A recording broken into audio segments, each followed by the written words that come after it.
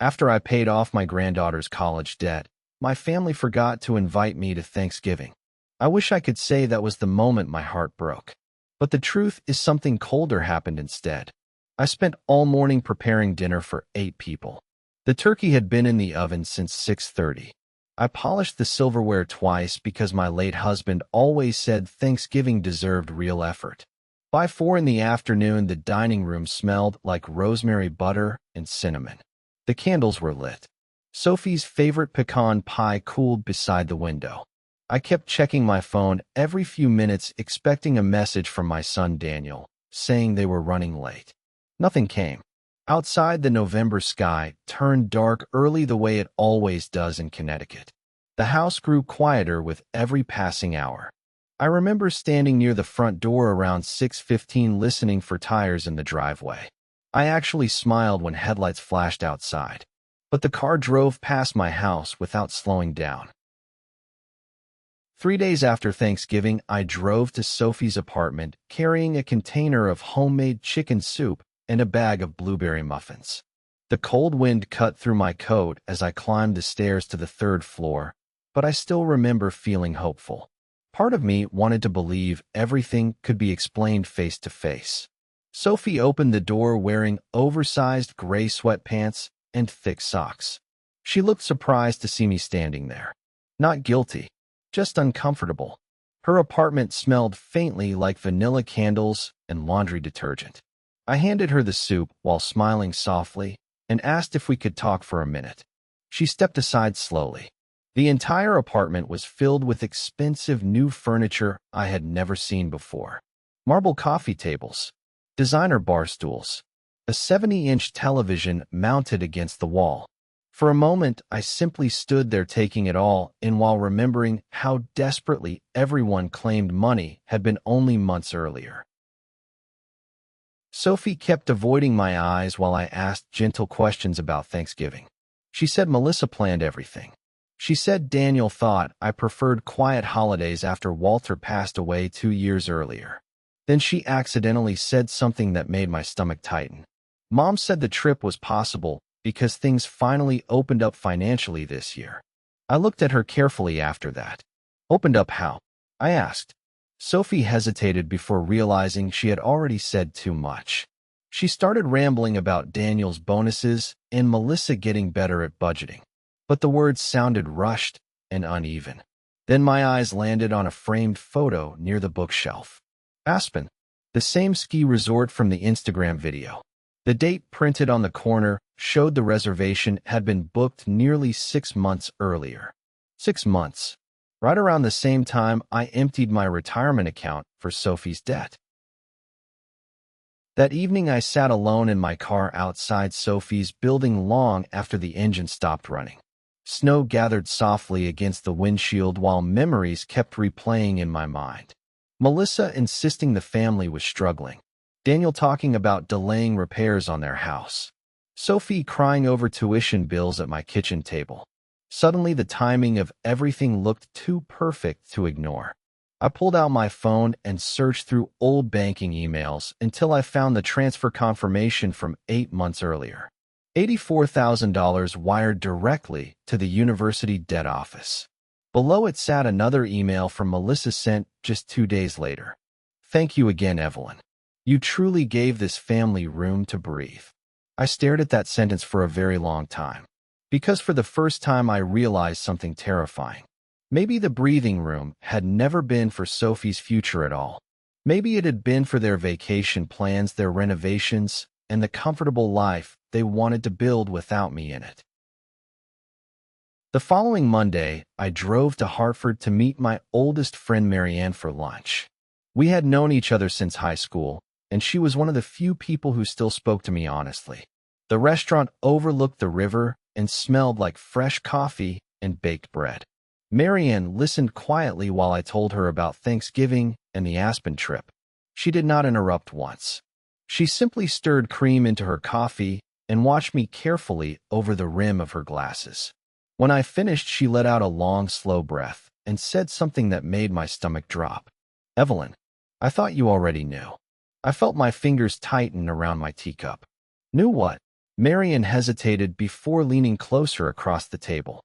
Melissa has been telling people for months that you are struggling emotionally and that family gatherings are difficult for you now. I stared at her without speaking. Marian looked genuinely uncomfortable. She said quieter holidays were better for your mental health after Walter passed. I could barely hear the rest of the lunch after that. The restaurant noise faded into a dull hum somewhere behind Marianne's voice. Apparently, Melissa had repeated the same story to neighbors, friends from church, and even some extended relatives. She painted herself as compassionate and patient while quietly making me sound fragile, confused, and emotionally unstable. Marian finally reached across the table and touched my hand gently. I did not believe her, Evelyn. But people talk, and once a story gets repeated enough, she did not finish the sentence. She did not need to. Suddenly, so many moments from the past year made horrible sense. The pitying looks from neighbors. The awkward silence whenever I mentioned family plans. Even Claire acting strangely distant during phone calls. Melissa had not simply excluded me. She had been rewriting me, turning me into a lonely old widow people felt sorry for but no longer included. That night, I returned home and sat alone in Walter's old study with only the desk lamp glowing beside me. Outside, snow pressed softly against the windows while the grandfather clock ticked steadily in the hallway. I opened Facebook for the first time in weeks and slowly scrolled through Melissa's posts from the past year. There she was organizing small family wellness retreats. There she was talking about protecting peace during difficult seasons. In every photo I was missing, not once accidentally, deliberately, methodically, like someone being erased from a painting one careful brushstroke at a time. Then I found a comment under one of Melissa's Thanksgiving photos from a woman at church. So glad Evelyn is getting the quiet rest she needs this year. Melissa had replied with a small heart emoji and the words, "We are doing our best." I stared at that sentence for a long time before quietly closing the laptop. Because in that moment, I finally understood the truth. Melissa did not just want me absent from the family. She wanted everyone to believe I had chosen the absence myself. A week later, I received a phone call from a woman named Denise who introduced herself as a housing consultant from a luxury senior living community outside Hartford. At first, I assumed she had the wrong number. But then she politely asked if I was still interested in scheduling a private tour after my daughter-in-law's inquiry from September. I felt the air leave my lungs slowly. I stood frozen in my kitchen, holding the cordless phone while Denise continued speaking in her cheerful professional voice about wellness amenities, walking paths, and independent living packages. My eyes drifted toward the family photo hanging above the fireplace. Walter smiling proudly beside me on our 40th anniversary. Daniel standing behind us with his arm around Melissa. "I think there must be some confusion," I finally said quietly. Denise paused before apologizing and explaining that Melissa Carter had contacted them several times asking detailed questions about wait lists, medical support, and property transition options for an elderly parent living alone. After the call ended, I sat motionless at the kitchen table for nearly 20 minutes. The coffee in my mug turned cold beside me while snow fell softly outside the windows. Then slowly I opened my laptop and searched the name of the senior community Denise mentioned. The website showed elegant dining rooms, bright apartments, and smiling gray-haired couples playing tennis beneath autumn trees. It looked beautiful, peaceful even, but that was not the point. No one had asked me if I wanted any of it. Melissa had been planning my future quietly behind my back, while smiling across holiday dinners and thanking me for helping Sophie. My chest tightened as another memory surfaced. 2 months earlier, Melissa had casually asked whether I still wanted such a large home after Walter's passing. At the time, I thought she was making conversation. Now the question sounded very different. That evening, I could not stop thinking about the word Denise used during the phone call. Property transition. Around midnight, I walked downstairs and unlocked the old filing cabinet in Walter's study. Inside were decades of mortgage papers, tax documents, and trust records tied to this house. The house Walter built almost entirely with his own hands 35 years ago. As I flipped through the folders, another realization slowly settled over me. Melissa was not only trying to remove me from the family picture. She was preparing for what came after. The renovations, the sale, the money. I suddenly remembered overhearing part of a conversation during Sophie's graduation party months earlier. Melissa laughing softly beside the patio door while speaking to one of her friends. Once things finally simplify with Evelyn, the property alone changes everything for us. At the time, I ignored it because I did not want to seem suspicious. But sitting alone in Walter's study that night, I finally stopped protecting people who had never protected me at all. December arrived quietly that year. The neighborhood filled with wreaths and white lights while Christmas music drifted through grocery stores and coffee shops. I decorated my house the same way Walter and I always had, even though no one planned to visit. The old ceramic angels still stood on the mantel. The pine garland still wrapped around the staircase banister. But for the first time in decades, I stopped decorating for everyone else and started paying attention to myself. One snowy afternoon, I drove downtown and met with Walter's attorney, Richard Lawson. He had handled our trust for years and greeted me with the same warm professionalism he always had. But when I explained everything that had happened, his expression slowly changed. He leaned back in his chair, folding his hands together carefully before saying something that settled deep inside my chest. "Evelyn, you do realize you are under absolutely no obligation to leave any of this to people who are already planning your disappearance." By 7 o'clock, the mashed potatoes had gone cold. I turned the oven lower to keep the turkey warm, even though deep down I already knew no one was coming. I called Daniel first, straight to voicemail. Then Sophie. No answer. Melissa's phone rang twice before disconnecting. I stood alone in my kitchen, staring at the untouched plates I had arranged so carefully that morning. 8 plates. 8 folded linen napkins. 8 wine glasses catching the soft yellow light above the table.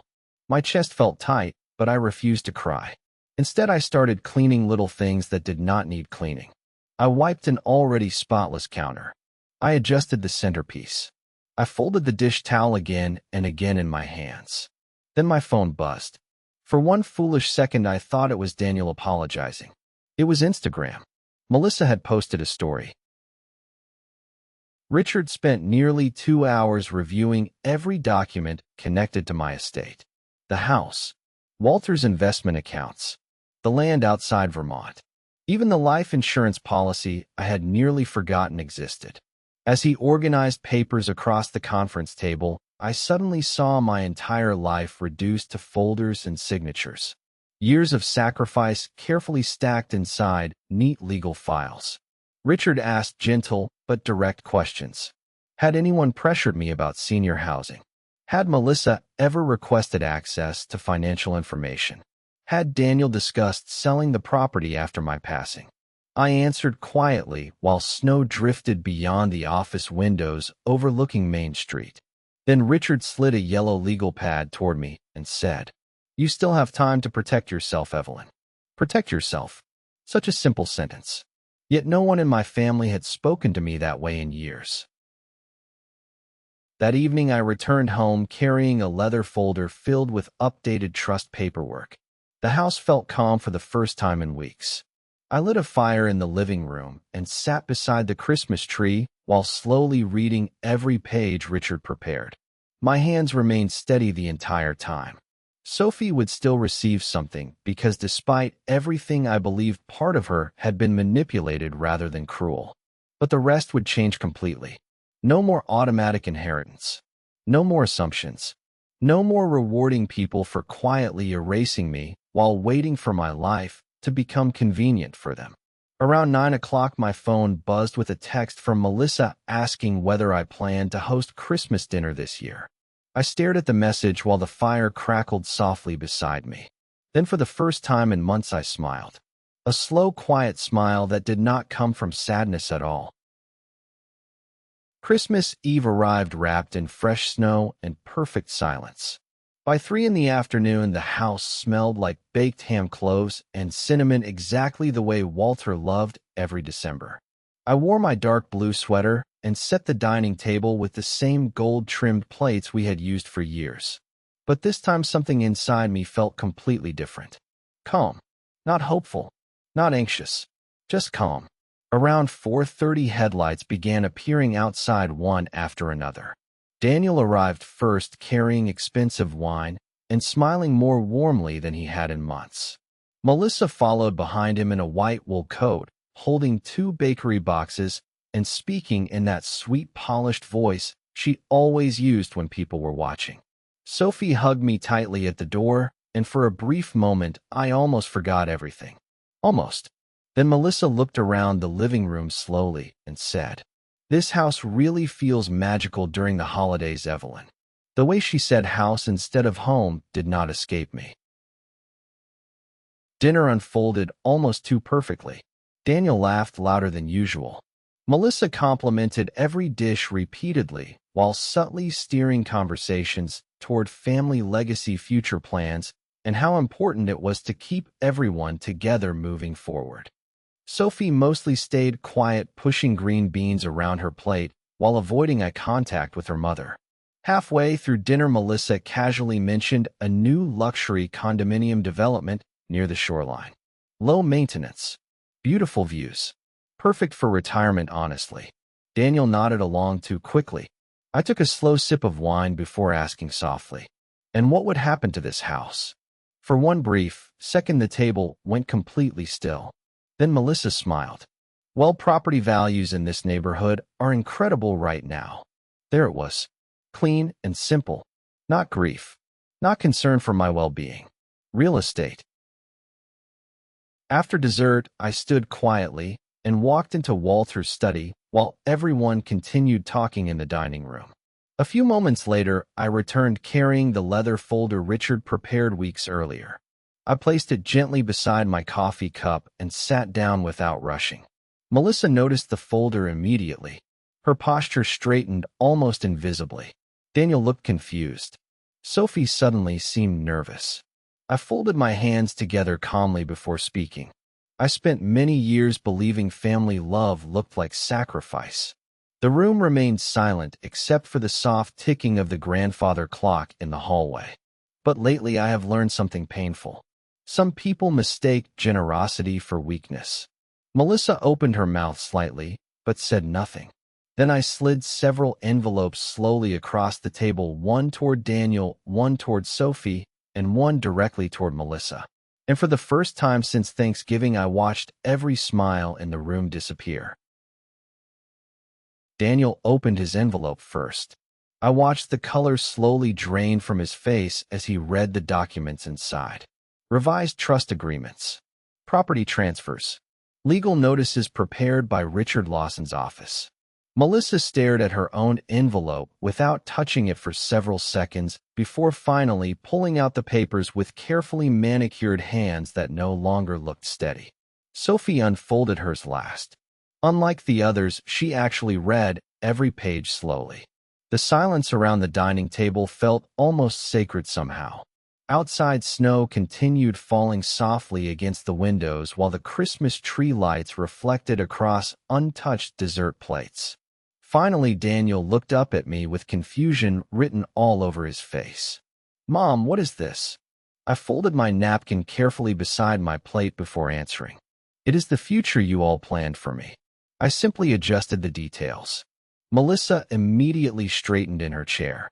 "Evelyn, I think there has been some misunderstanding." Her voice sounded smooth, but thinner now. Less confident. I looked directly at her for the first time all evening. "No, Melissa. The misunderstanding lasted 2 years. I simply stopped participating in it." Sophie's eyes filled with tears as she reached the final page of her envelope. Unlike the others, hers included a handwritten letter beside the legal documents. I could see her hands trembling slightly while she read my words. I told her I still believed she had goodness in her heart, even if she allowed herself to become comfortable inside someone else's manipulation. I told her Walter would have wanted her education protected no matter what happened between the rest of us. That was why a separate educational trust in her name would remain untouched.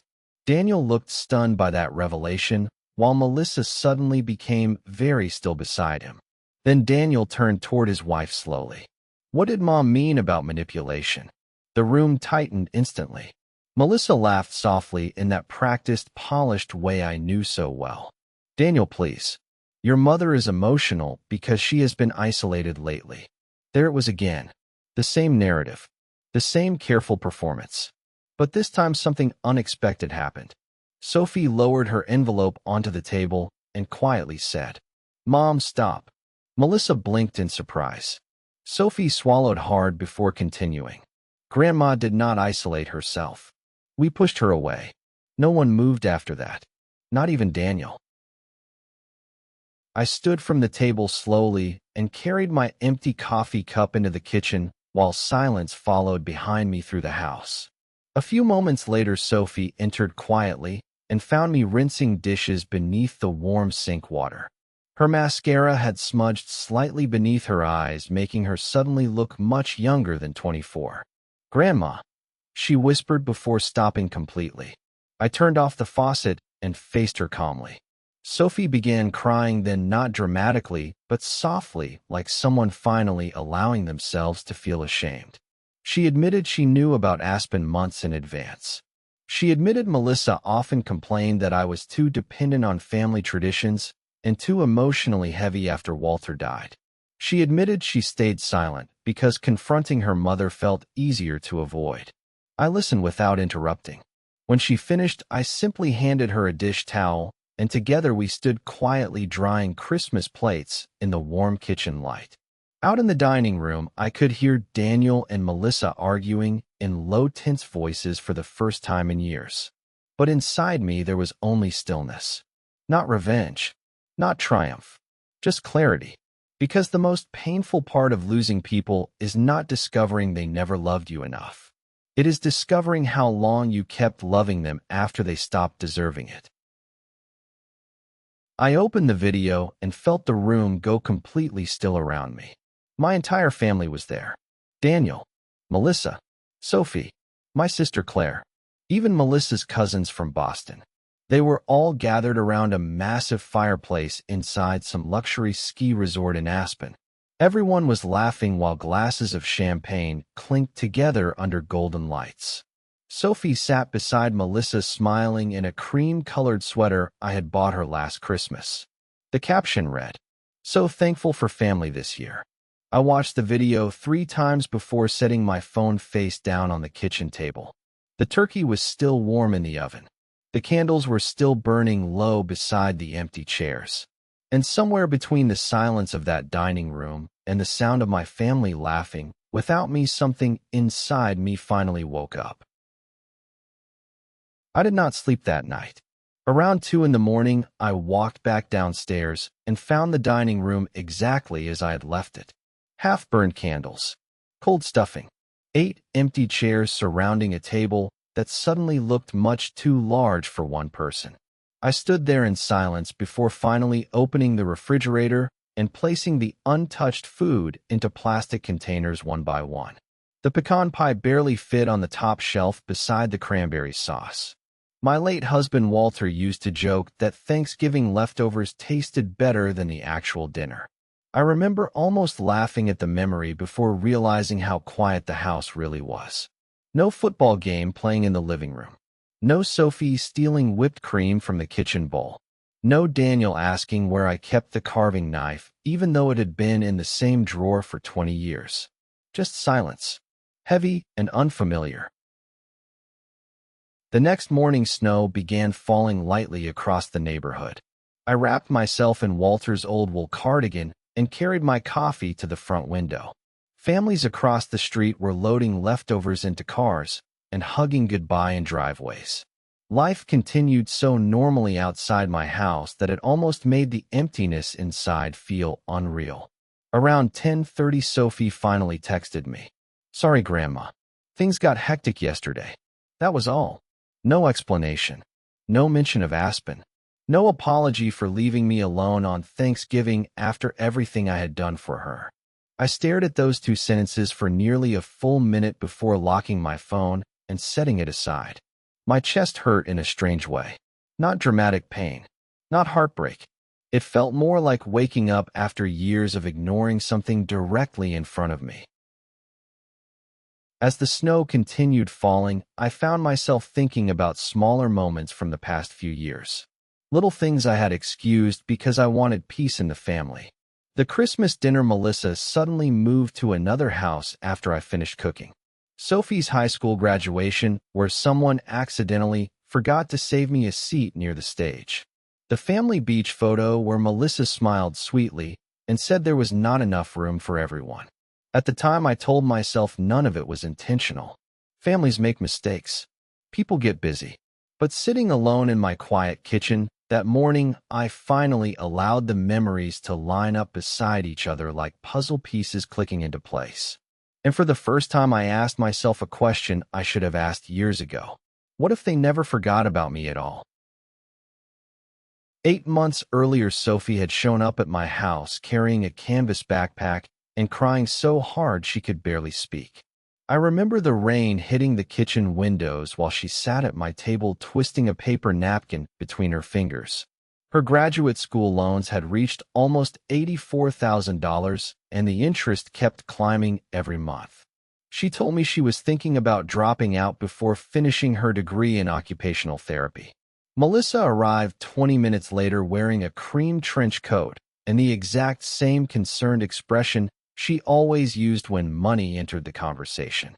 She sat beside Sophie and rubbed her shoulders gently while explaining how stressful everything had become for the family. Daniel had business expenses. Sophie was overwhelmed. Times were hard. I listened quietly while stirring soup on the stove. Then Melissa looked directly at me and said something I still remember word for word. "You are the only person Sophie can truly count on." 2 weeks later, I drove alone to the bank downtown and withdrew money from the retirement account Walter and I had built over nearly 40 years. I can still remember the young bank manager asking twice if I was certain about the transfer because of the tax penalties. I smiled and told him family mattered more than numbers on paper. That afternoon, Sophie hugged me so tightly I could barely breathe. She cried into my shoulder and promised she would make me proud. Daniel kissed my cheek and called me an angel. Even Melissa became emotional for a moment. She stood in my kitchen holding a mug of coffee with both hands and said, "You saved Sophie's future." At the time, those words filled me with warmth. Looking back now, they feel different somehow. Cleaner, practiced, almost rehearsed. Over the following months, little changes began appearing everywhere once the debt was gone. Sophie stopped calling as often. Daniel always sounded distracted on the phone.